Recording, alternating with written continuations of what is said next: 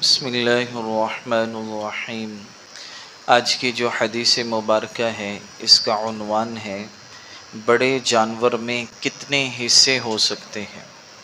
حضرت جابر رضی اللہ تعالی عنہ فرماتے ہیں کہ رسول اللہ صلی اللہ علیہ وسلم نے فرمایا البقرۃ عن سبعۃ، کہ گائیں یا بیل کی قربانی 7 آدمیوں کی طرف سے، والجزور عن سبعۃ، اور اسی طرح اونٹ کی قربانی 7 آدمیوں کی طرف سے ہو سکتی ہے۔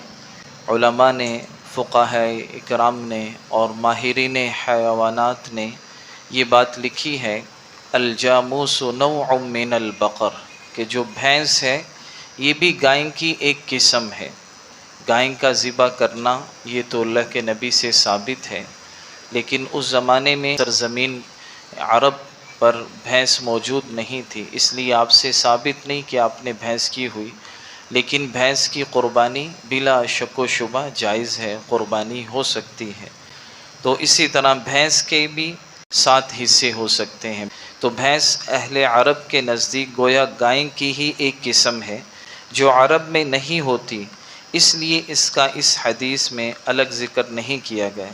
اس کی قربانی بھی 7 آدمیوں کی طرف سے ہو سکتی ہے۔ اللہ تعالی ہم سب کو عمل کی توفیق نصیب فرمائے۔